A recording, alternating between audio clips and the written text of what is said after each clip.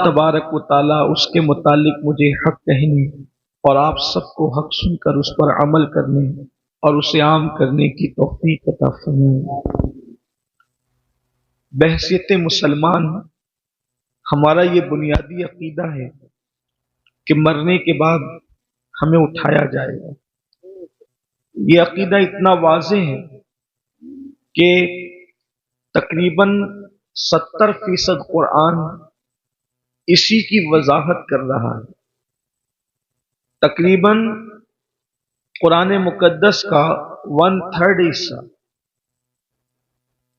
कुरान मुकद्दस की 70% आयतें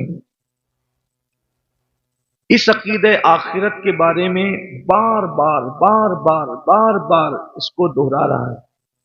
और मक्के के लोग इसी के मुनकिर थे। वो हड्डियां उठा करके लाते और कहते कि क्या मोहम्मद अरबी कहते हैं कि इनके अंदर जान पड़ जाएगी? जो हड्डियां पिघल चुकी हैं जमीन के अंदर, क्या उनको फिर से दोबारा जिंदा किया जाएगा? कुरान ने अलग अलग रंग में मरने के बाद उठने की दलीलें पेश की।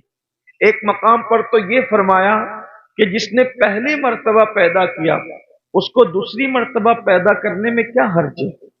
पहली मर्तबा भी तो उसी ने पैदा किया। बल्कि कहीं पर फरमाया कि तुम लोग इनकार करते हो, कैफ तकफुरून बिल्लाहि अमवात, कि तुम इनकार करते हो, अल्लाह का इनकार करते हो जबकि तुम मुर्दा थे, जबकि तुम मुर्दा थे। फिर अल्लाह रब्बुल इज्जत दलील देता है कि फिर उसने तुम्हें जिंदा किया और फिर तुम्हें मारेगा और अल्लाह तबारक व ताला फिर तुम्हें जिंदा फरमाएगा। अलग अलग अंदाज से कुरान मुकद्दस ने जो है वो बासे बादल मौत के अकीदे को बहुत वजाहत के साथ बयान फरमाया। और ये हमारा बुनियादी अकीदा है। जैसे अल्लाह का इनकार करने वाला मुसलमान नहीं रह जाता, वैसे मरने के बाद उठाए जाने का इनकार करने वाला भी मुसलमान नहीं रह जाता। ये अकीदा आखिरत इतना जरूरी है और कहीं ना कहीं इस अकीदे को हम अपने दिलो दिमाग के अंदर अमली तौर पर मद्दिम कर रहे हैं या उसको भूलते जा रहे हैं। पूरी दुनिया के अंदर आप जायजा ले लें कि जितने भी जराइम हैं, जितने भी गुनाह हैं, सबका जो बुनियादी तौर पर उसकी वजह अगर नजर आएगी तो ये कि इंसान मरने के बाद उठाए जाने का जो बुनियादी अकीदा है उसको भूलता जा रहा है, उसको फरामोश करता जा रहा है।